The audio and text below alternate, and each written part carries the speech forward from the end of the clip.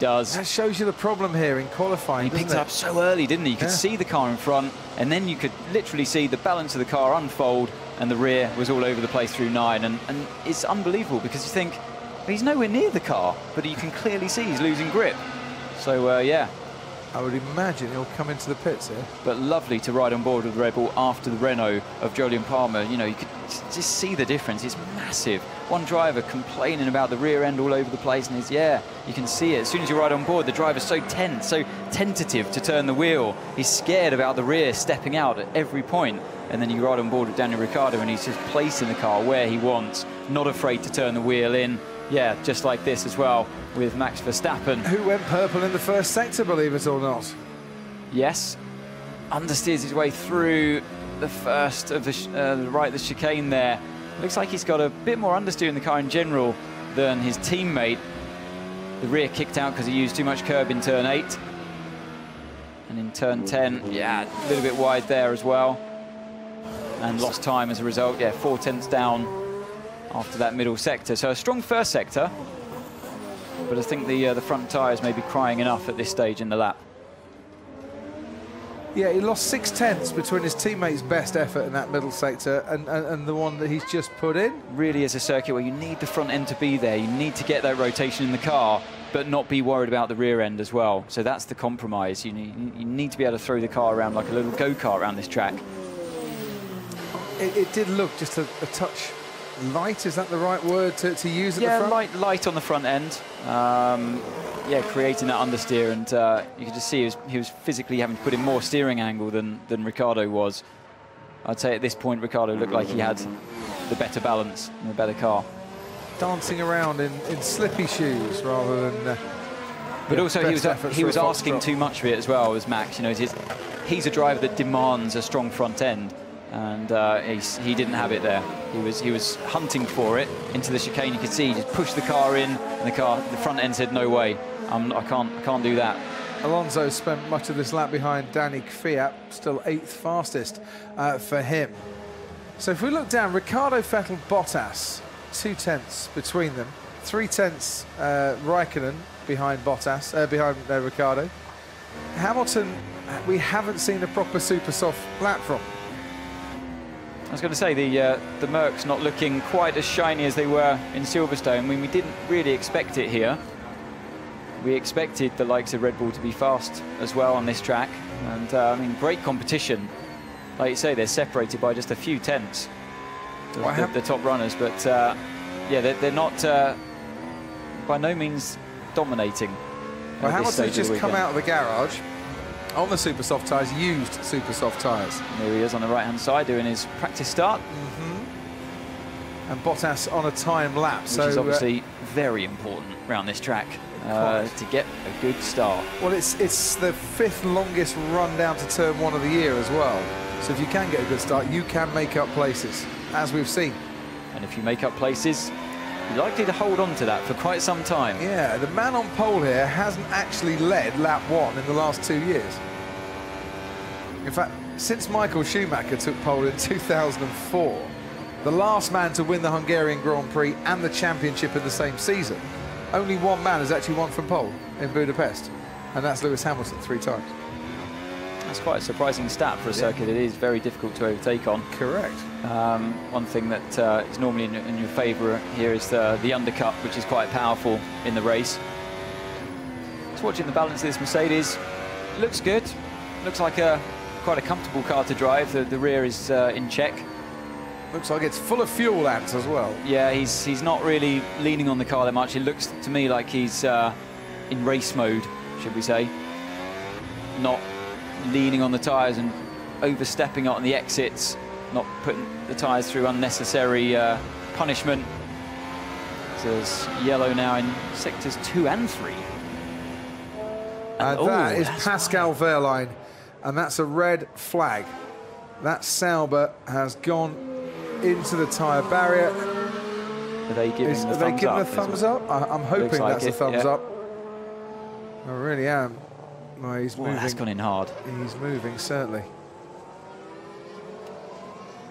I crashed.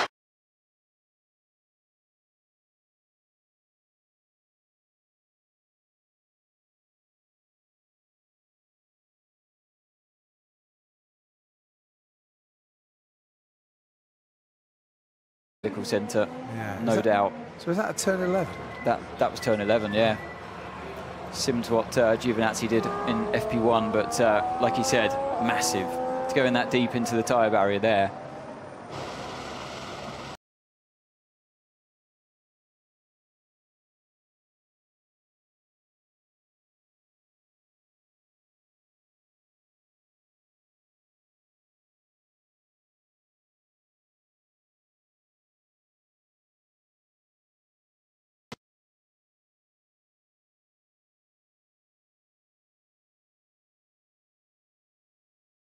See the head there hit sideways. He's gone in on the right. Yeah, his head's hit the right of the...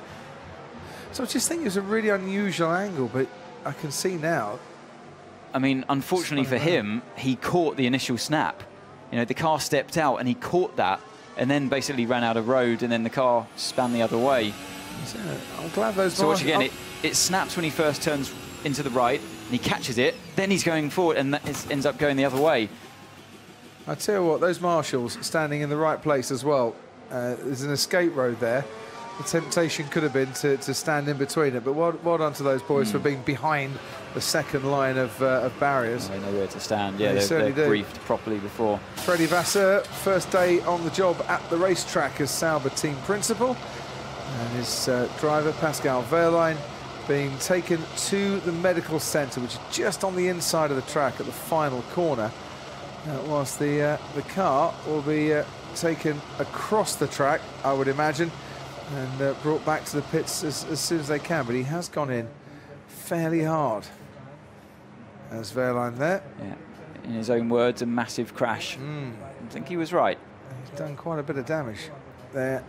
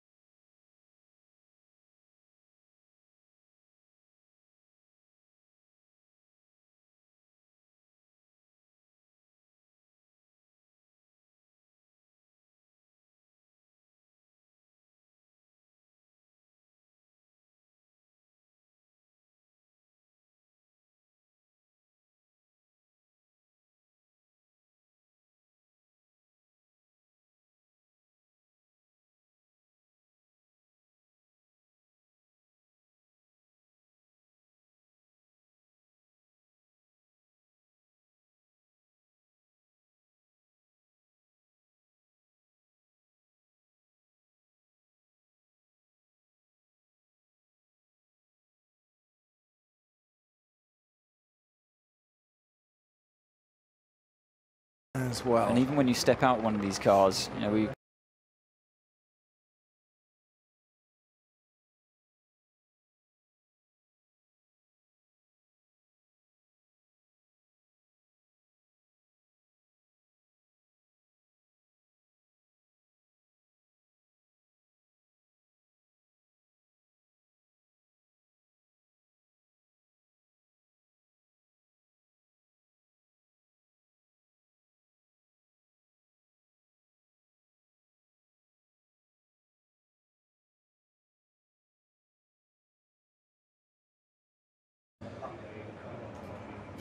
That, you see the it's a lot of damage for a small team to cover, obviously, as well. It's always something to consider.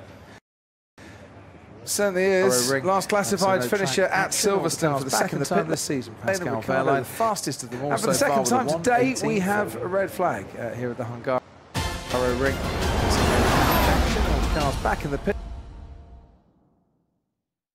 Speed and teamwork with the fastest pit stops all the way to the finish line. Sky Sports F1, delivered by DHL.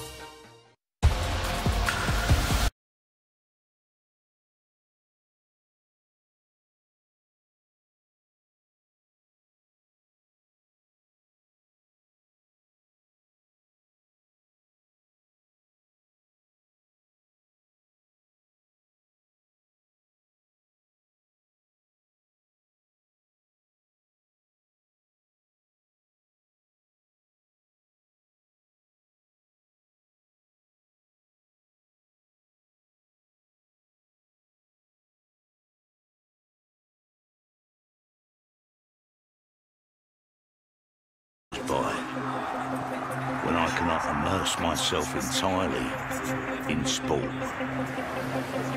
I can shout and scream in 100 different stadiums, all at the same time.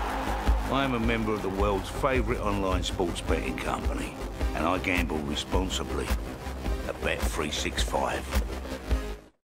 It's not another 18-blade razor promising the shaviest shave ever. Because this is one blade, a blade for beards and stubble. Go against the grain. Be your best you with Philips One Blade. Innovation and you. Philips. Save 1/3 at Amazon. We began to worry about our finances, especially with living costs going up all the time. We had thought about releasing money from our home, so we visited the Age Partnership website. We were delighted to find out any money we released would be tax-free. And more importantly, we'd continue to own our own home. We used the money to pay off our mortgage. And with no monthly repayments, we now have a rainy day fund to top up our retirement income. Or even make those long-awaited home improvements. If you are over 55 and own your own home, contact Age Partnership for a free brochure on 08080 555 888 or use our equity release calculator at agepartnership.co.uk.